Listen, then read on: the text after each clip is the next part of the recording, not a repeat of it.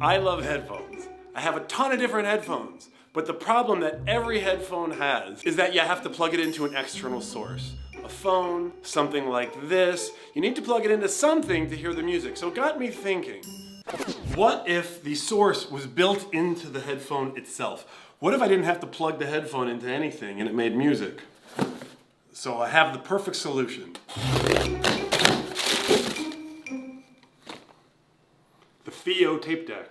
The idea that I can build a headphone with a tape deck is mounted inside one of the ear cups. So when you want to listen to music, you can just throw in a tape and you're ready to go. It has a beautiful, clear front that I think will look really cool. So the first thing I need to do is take some measurements of the tape player.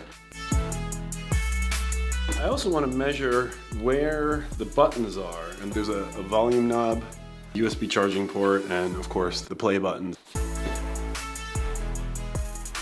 Okay, so here's what we ended up with. This red part is the tape player. This is the cutout for the volume knob and stuff like that. And this is the cutout for the play button. So now I'll just explode it real quick so you can see all the parts. This is the headphone. So now let's figure out the filament. I usually print in black, but for this one, I think we're gonna go red. So the printing is finished. Let's take it out of the printer. Just kidding, it already printed. I didn't get it on camera. So here's the tape player. Here's the part that the tape player is supposed to fit into. So if I put this in, we will see if it fits. Indeed it does. It's perfect. Oh, and here's the speaker that I'll be using. A veritable 50mm Peerless by Timpani.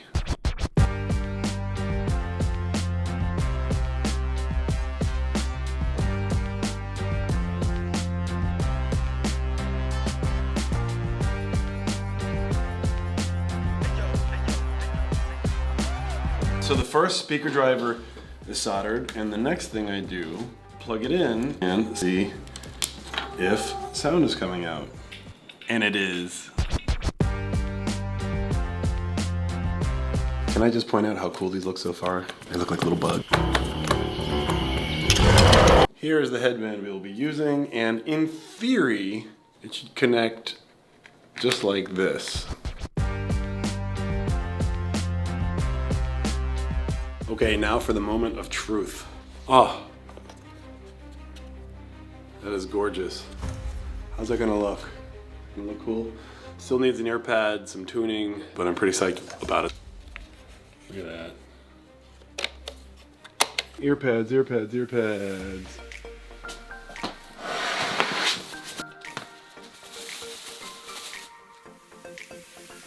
Okay, time to put on the pads. Let's see how we do.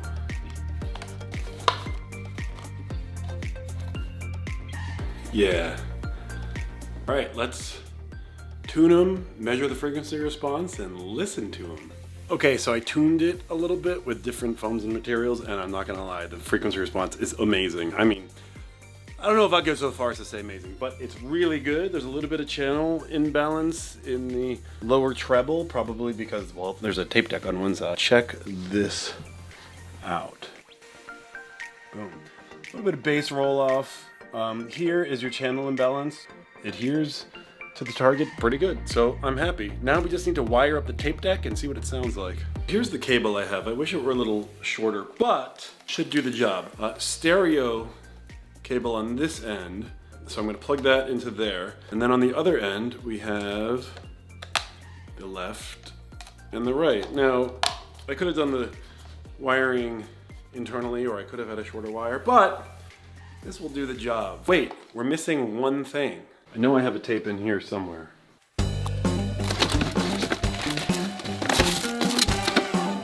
Tape. It's Tool, one of my favorite bands.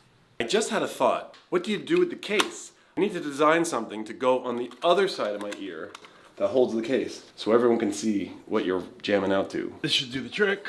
This thing is called a jewel box, and the idea I had is to basically make a jewel box for the jewel box, where the tape case goes in, and then there's a frame, and it swivels opens up kind of like a tape. Anyway, you'll see. So I'm putting together this thing, and I notice it's a little tight on this one edge, and I could print another one, but that would take a long time. Instead, I might just sand this down a little bit. Read somewhere that the best way to sand a 3D printed part with a foot sander.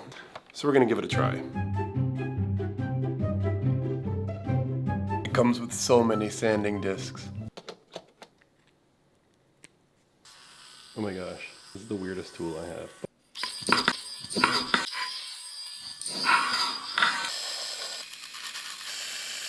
It sanded it, but it seemed to have just melted the plastic a little bit. I'm gonna take this blade and scrape away some of the melted plastic, and then let's give it a try.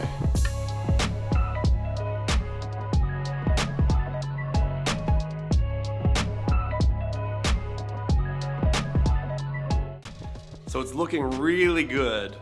The screws are there. I don't want to open and close it yet because I'm waiting for the Loctite to cure. The Loctite is basically a glue that goes in the screws and holds it so that when you open and close it, the screw itself doesn't turn. Nylon washer and the parts turn. So anyway, I need to leave this for a few minutes, and then we're going to test this and see if it opens and see if it can hold the tape.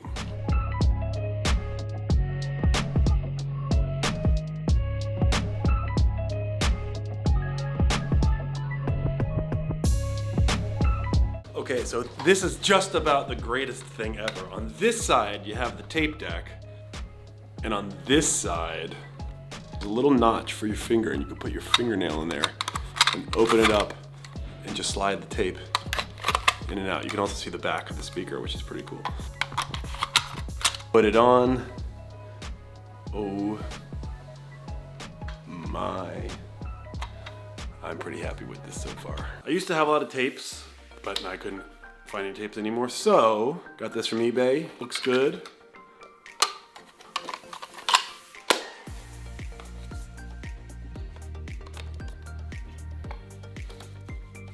I don't hear anything. Where's the volume?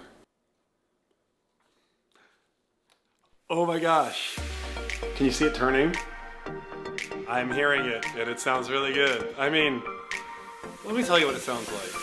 The one thing that didn't really occur to me when I built this was the motor noise of the tape player itself. It is not intended to be directly on your ear, but tapes don't sound that good anyway. I mean, well, good is subjective, but they have, you know, they have some hiss and some compression, and it's an acquired taste. Reminds me of when I was a kid listening to tapes, and I'm super digging this. Thanks for watching. This is the first video I've ever made of one of my headphone builds. I've built a lot of headphones, but I never recorded one. So if you like this video and you want me to keep doing it, let me know with a like and subscribe. And let me know in the comments if you have an idea for a headphone you'd like to see me build. Thanks for checking me out. Bye.